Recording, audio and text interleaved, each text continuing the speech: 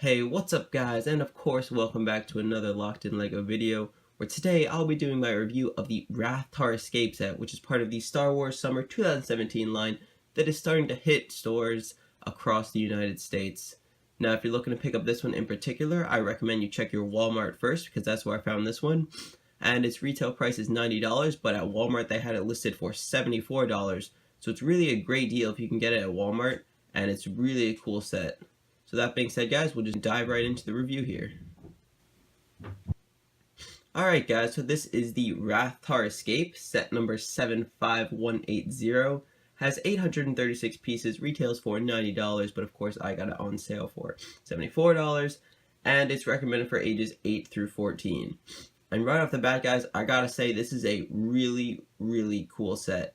It has a lot of cool features, a lot of great minifigures. And you guys might not know this about me, but I try to stay away from reviews on this channel because, there's so many other people that can do a much better job. They have better equipment, better studios.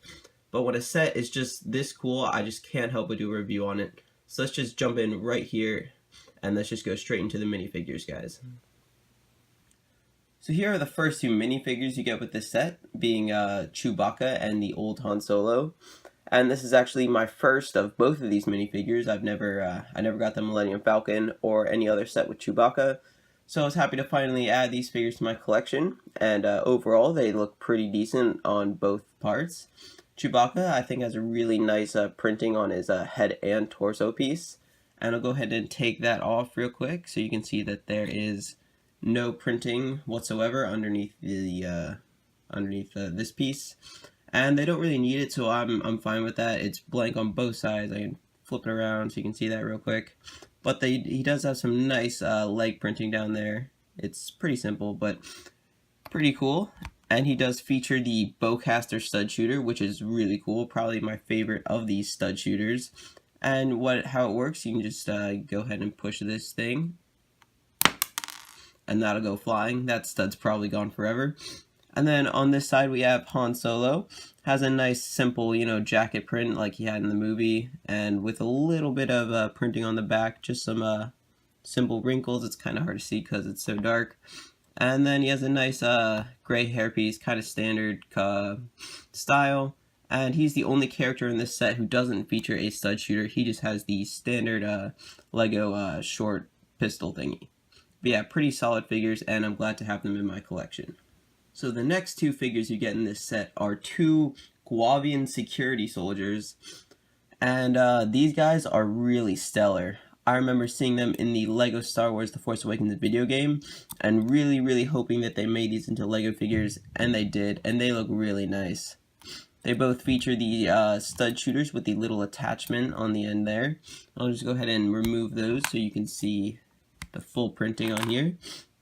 Pretty good detailing all around. I like the dark red color, although something to note is that the head color is slightly brighter than the rest of the body, which is a little bit weird, but it's okay.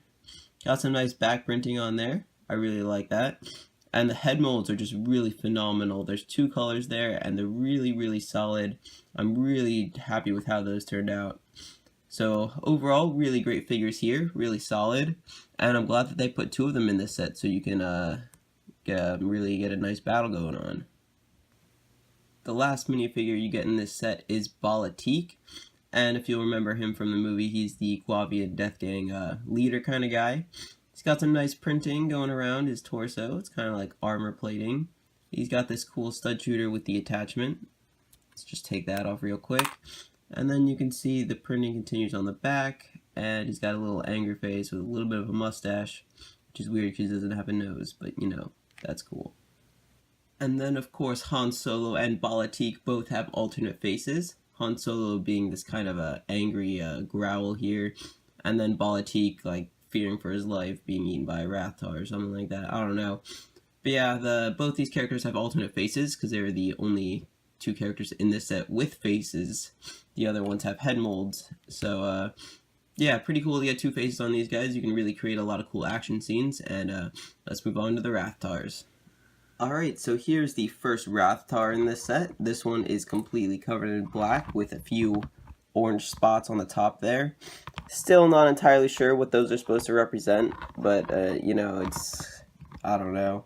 And then we've got some nice claws here on the front that can close on a minifigure, and these two like kind of whip pieces that are just used for tentacles. And then back here we've got some more kind of bigger tentacles for eating and stuff. And it's kind of an abstract build here. It's kind of funky looking, except we never really got a good look at them in the movie, so it's kind of hard to tell what they actually look like. But yeah, I think it's pretty cool, pretty solid overall, and let's move on to the other one. So here's the other Rathtar, and we get it in kind of this reddish, brownish kind of mixture here, and I think it's cool that they decided to use a different color, so you can kind of get like a variety of Rathars in there. He has the same orange spots on the top there, still don't know what those mean, and his mouth is kind of got these brown whips here for the tentacles and some red claws, with some kind of like cool brown pieces up top. And if you want to make him eat a minifigure, you just put it right in here and then just close all the claws up around him. Blah. So now on to the build itself, and since it's kind of big, I'm going to separate it down into its sections and take you through the play features one by one. So this set can actually break apart in 3 sections if you want, so that's what I'm going to do. Breaks down here and right here. So we'll start off by taking a look at the Rathtar cage. So starting off with the Rathtar cage area itself, you can tell that it's a pretty solid build actually. I like the kind of like the squareness of it. It looks pretty nice. And I like the tan and red complements that go around the whole thing and make it look pretty cool. So some of the features of this thing, first of all, you can tell there's these cool orange trans-clear glass pieces. And then on top here, you have this roof piece that can come off to allow access to the interior. And then in here, you can see there's just a little red bucket with a bone in it for feeding the Rathtar when they're not all escaped. And then there's enough room in there for 1 Rathtar, not 2, so that's okay. That's all you really need. And then you've got this door feature here, which can either go down or up, depending on, you know, whatever you prefer. But yeah, that's to let the Rathtars escape. And then around back here, you've got this nice little detail area here with these switches here. I guess they're supposed to represent like the fuses that Ray pushes or something. I'm not entirely sure, but this is the one. That's the only one that really has a function. And you can see here it moves this Technic piece forward and back, which I guess it stops the door from going down if it's all the way in. And if you pull it out, then the door can slide down. Not entirely sure what those are supposed to be. I'm not entirely sure if it's function. But yeah, that's about what that does. And so yeah, that's essentially the entirety of the Rathtar cage. So here's kind of the middle section of the Rathtar escape. And it's pretty simple, you know, just kind of passageway. It's got some cool control panels on either side. And those are printed pieces, so that's cool to get. And then we have these beams here that kind of represent, you know, like the hallway with still leaving it open so you can get like a nice playability in there. And then down here there's a little passageway to move like Ray and Finn if you have them while they're looking for the fuses, you know. But yeah, pretty cool little midsection. So here's the final portion of the Rathtar escape, and it's so big it actually doesn't fit entirely in my little studio. But basically what this is, it's a closing door feature. And there's just a simple little function back here with this little thing and this little red piece, and you just flick that and the door comes crashing down. And then you just lift it up right here, set it back up, and then you can go ahead and put a Rathtar in there or even a person if you want and just crush them. A little bit dark, but you know, I guess you can do that. And then another feature it has is there's a little switch down here which you can move up, which will, if you put a figure on there, it will pop this door right open and you can have them peeking out like Han Solo or something like that. And then so another printed tile here, another section of tunnel, and then kind of some more space down here to crawl if you really want to.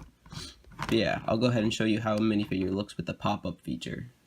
So you just rotate this switch down here like so, and then he just pops right up, which is a pretty fun feature. You can probably do this for a while until you get bored.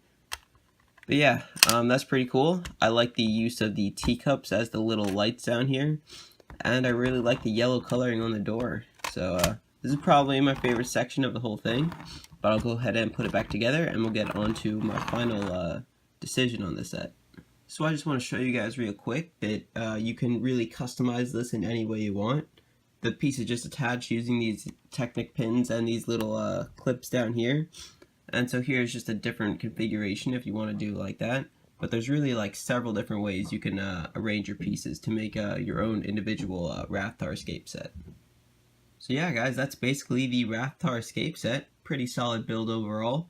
And just so you can see, you can fit a Rathtar in the cage. You can only fit one at a time though. And that's fine, I guess. I would have rather had it so you didn't have to have one Rathtar on the loose at all times. But I suppose it is called the Rathtar escape, so I guess you gotta have one on the loose. But yeah, overall, this is a pretty solid set. I would recommend you buy it, especially if you can get it at Walmart for $74. That's a pretty good deal. I like a lot of the play features included in this set, especially the closing door and the kind of the Han Solo look-up feature pop-up, you know. But yeah, overall, it's a really solid set. I love the colors of the Rathtars. So abstract, it's pretty nice. And yeah, that's really all I have to say, guys. If you like this review, please consider leaving a like and subscribing, and let me know in the comments down below if there's any other sets of the 2017 Summer Wave that you want me to review. Till next time guys, have an amazing day, and see you next time.